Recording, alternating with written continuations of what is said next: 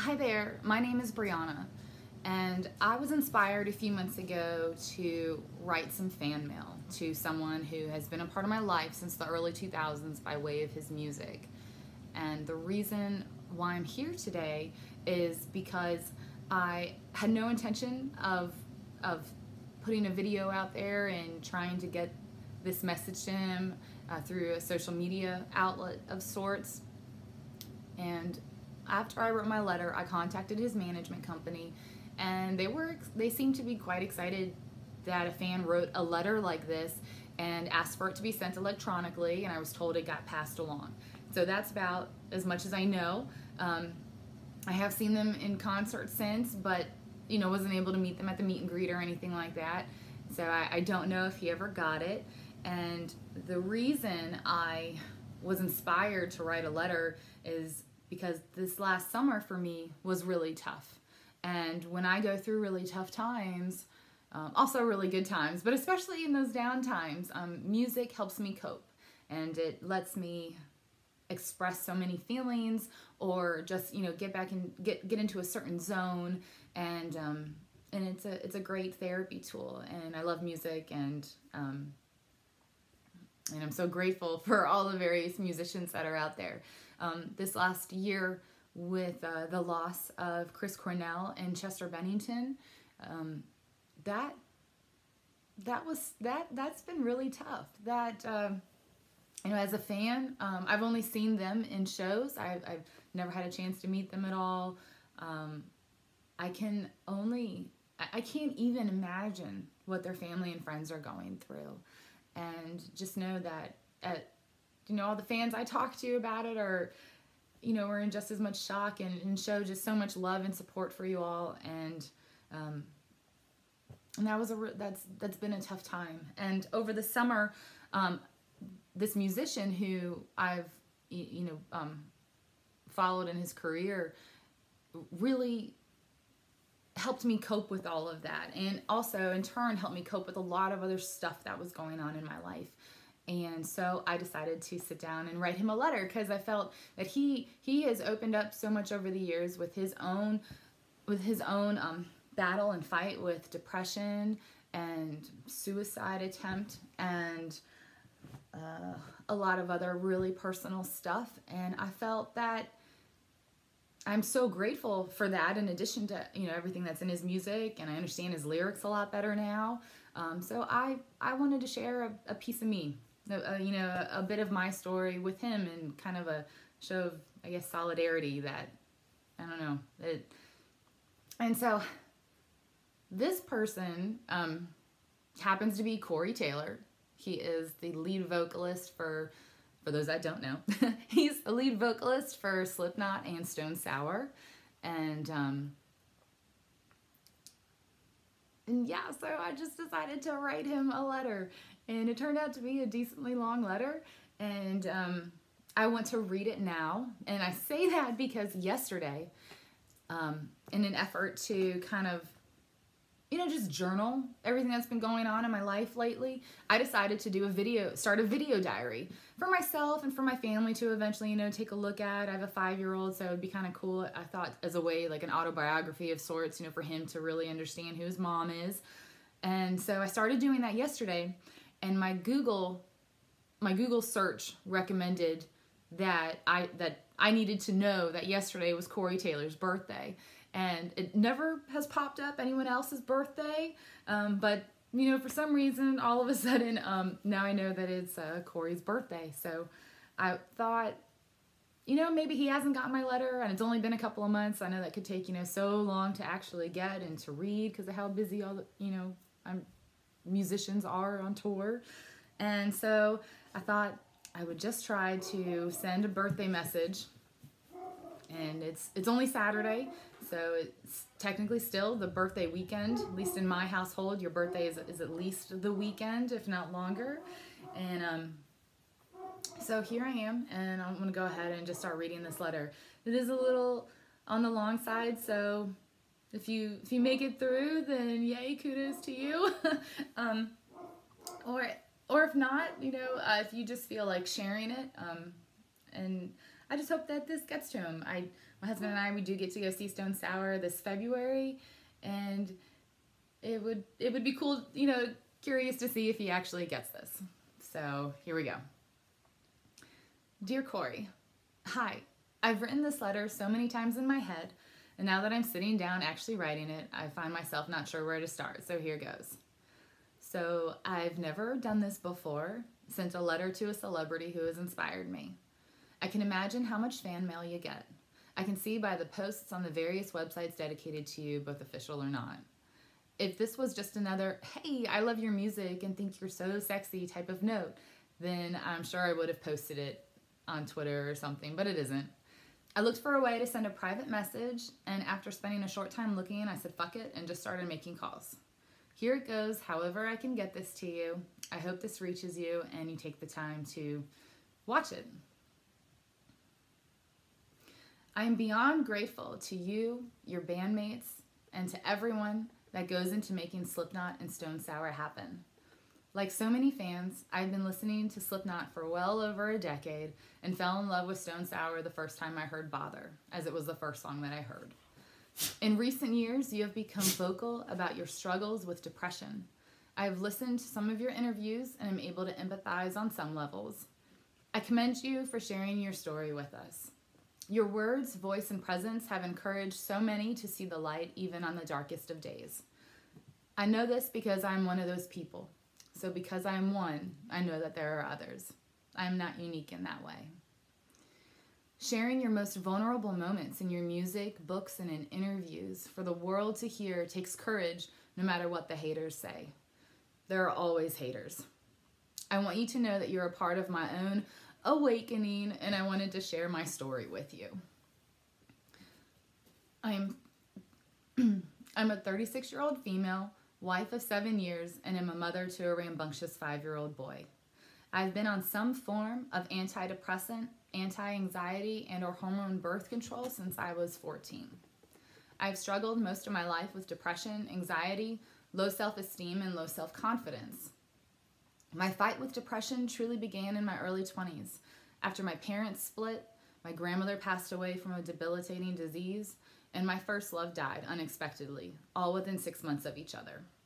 My self-esteem and confidence issues began before the age of 10, stemming from sexual abuse by multiple older boys over a few years that led to irresponsible sexual promiscuity and drug use during my teen years. I managed to graduate high school with average grades and eventually went on to college. It took me about 7 years to complete my Bachelor of Science degree, attending part-time for a while and then just enough to be considered full-time, all while working full-time. I've spent much time in a therapist's chair and thousands upon thousands of hours reflecting on my life and the decisions I've made.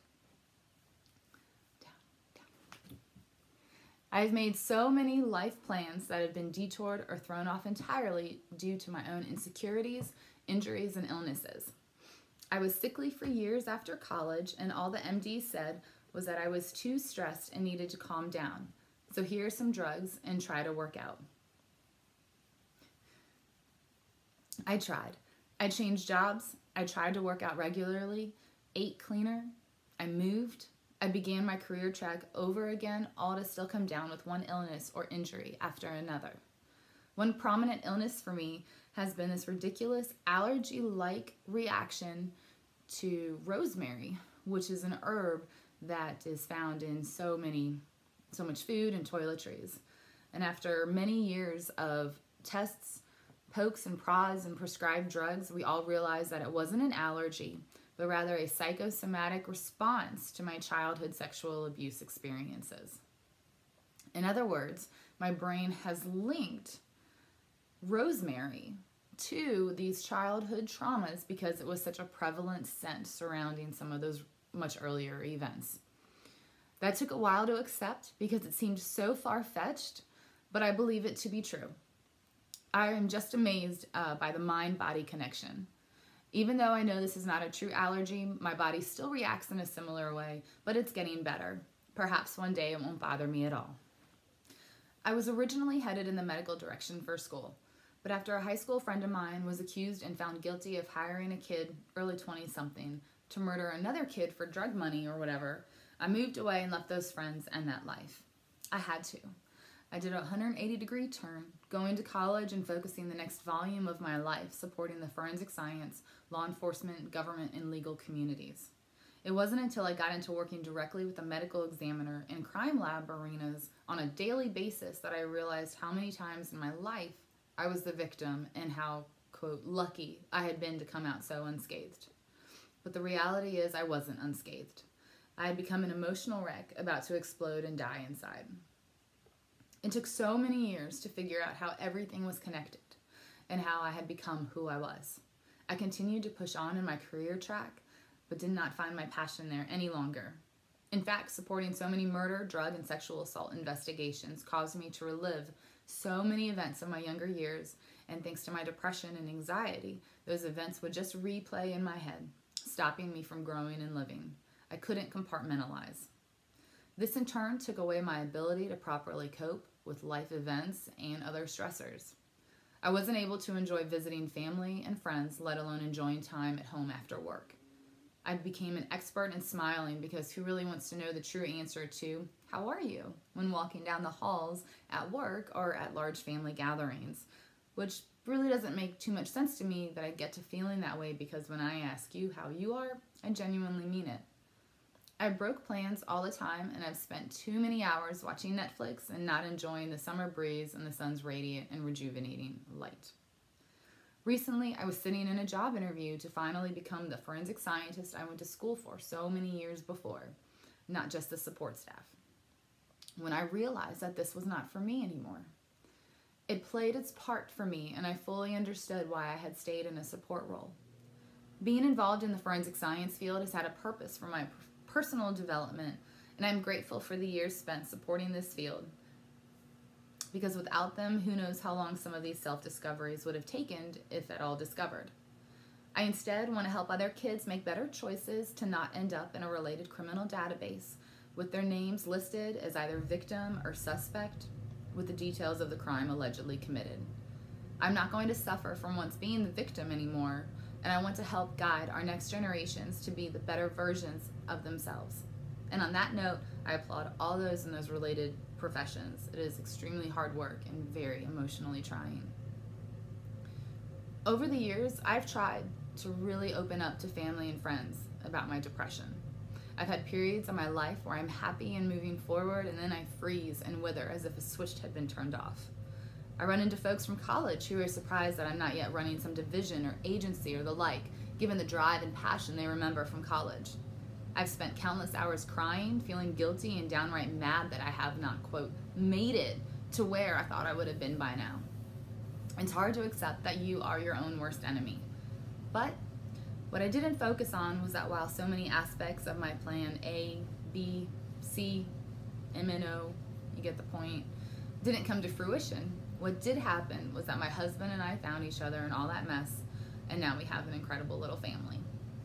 I didn't plan for that, and that has been my saving grace. That and music. At times, when I've canceled plans because I didn't feel well or decided to finally share what was going on in my head, I'm told things like, suck it up, or everyone deals with their own shit, so you're no different, or well, this is what's going on in my life. I understand we all have our own shit. Mine is not worse, and this is definitely not a competition. Thinking like that makes me full of sadness, anger, and guilt, and only perpetuates my depressive spell.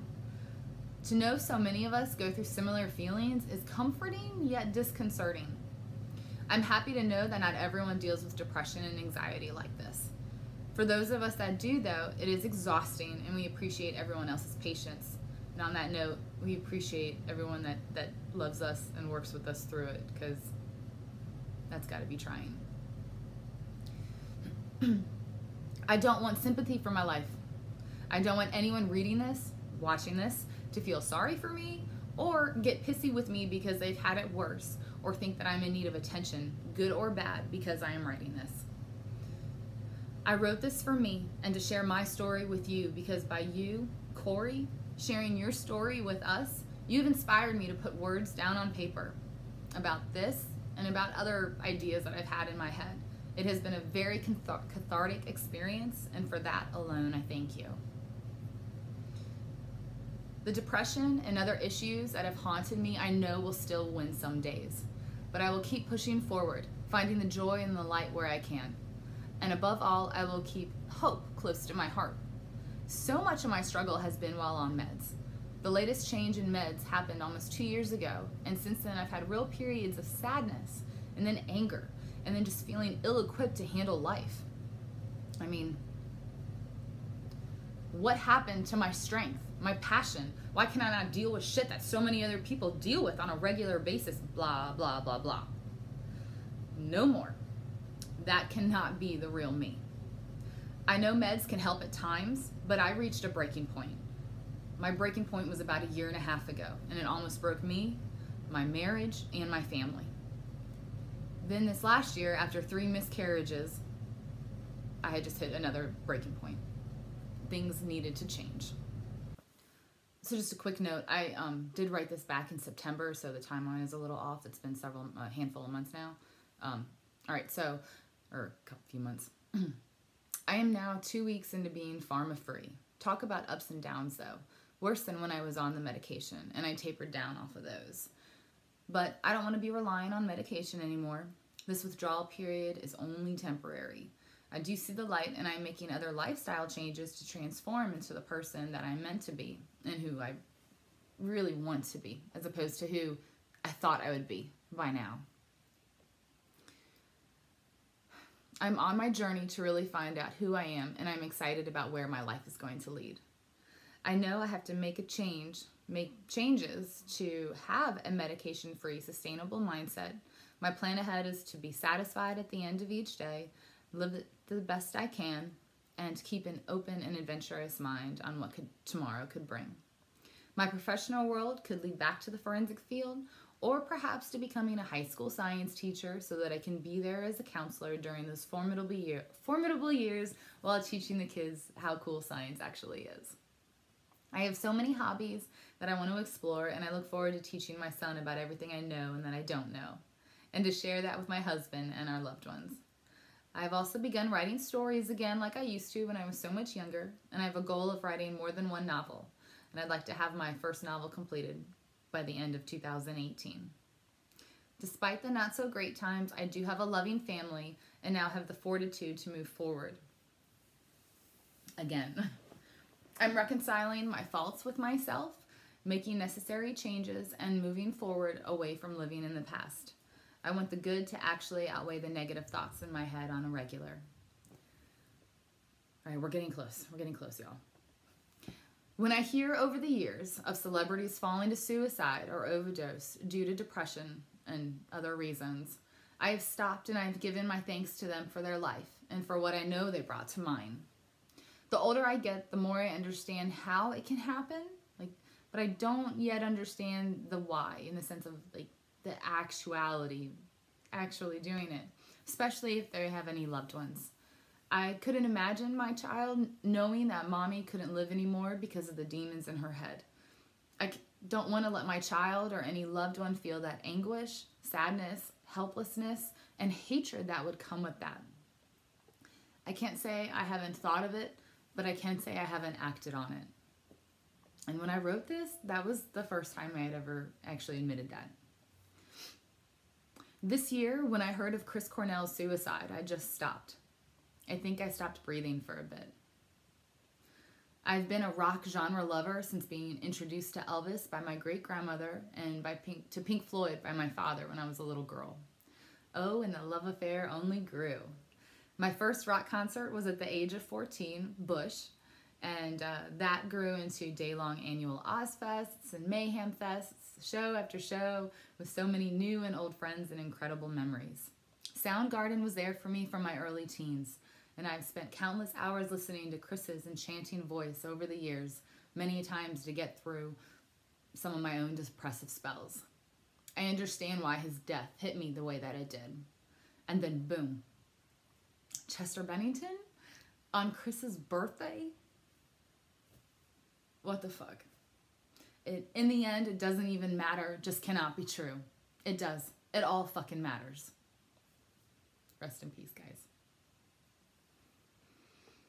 All I can think of is that much of their art, like many other musicians and actors and artists, stem from a time in their life that evokes much agonizing emotion. Perhaps that's why it touches so many people. That looming question of why did they do this will always be there. I mean, they had family, money, success, and the ability to travel and do, I would think, almost anything that they wanted. I do not know the details of their life, and I do not presume I know what goes behind their closed doors. I do know that I enjoy their music and their passion for it.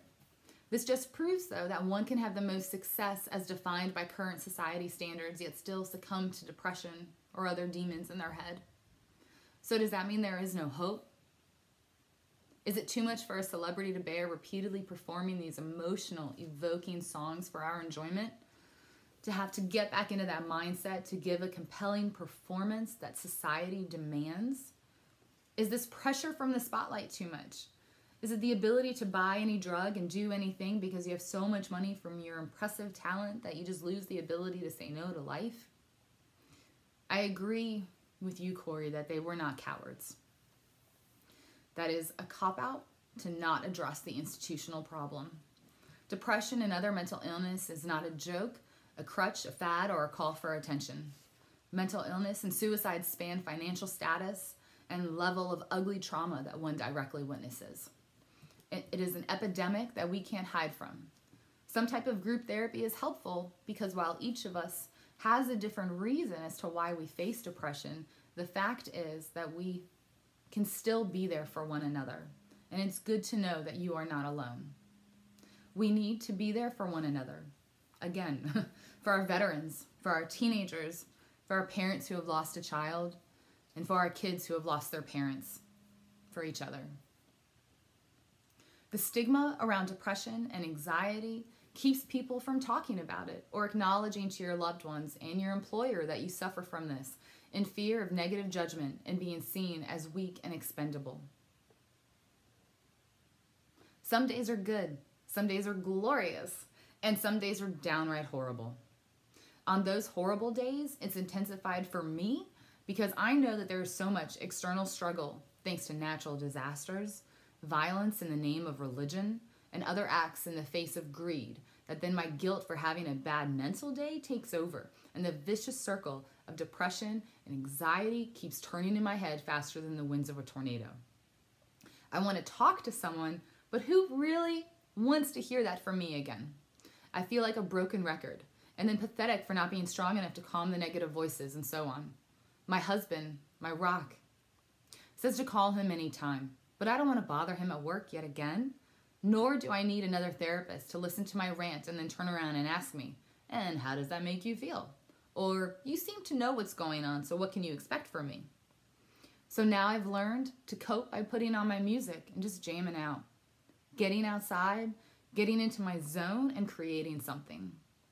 It's been a process of trial and much error, but I keep getting up and I keep trying again. I have so much more to say, but for now, I'll just say that I hope that you and anyone who ends up reading this letter or watching this video who has depression or other mental illness, to add to that even, continue to fight and to live, not just survive. I hope you do not truly give in to the darkest of your demons one day. You are beautiful, and I hope that you never lose sight of that. So, is this a plea to all the artists and everyone to stop committing suicide? Yes, hell yeah it is.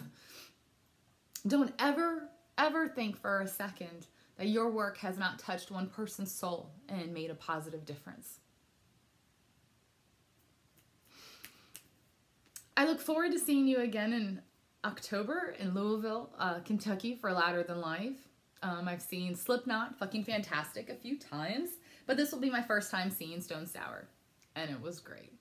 It was cool. Thank you for reading and watching. I hope that this made it to you. I'd love to know somehow that you actually got to see this, but I don't expect anything in return. Again, thank you for sharing your life struggles with us. And just thank you for sharing your life with us. So many people bottle up those struggles, internalize them, and it leads to increased depression, illness, and sometimes worse. I'm happy that you have found a coping mechanism that is not drug or alcohol related. I get a better high out of headbanging, moshing, and being with like-minded metal folk than I ever did with drugs or alcohol any day of the week. You are one of the top 5 people I'd love to enjoy a good cup of coffee with. Be well, be kind, and rock on. Sincerely, Brianna, a grateful fan. P.S. Song number 3, fucking brilliant. Well done, all involved. Well done. And the acoustic version is so fantastic too. Okay, so there's my letter. I know there was a chunk of time to go through, so if you actually watched the whole thing, anybody, if you actually watched the whole thing, then thank you very much. And please share, and maybe you'll just have an extra, happy birthday. I hope that this made you smile. All right, thank you.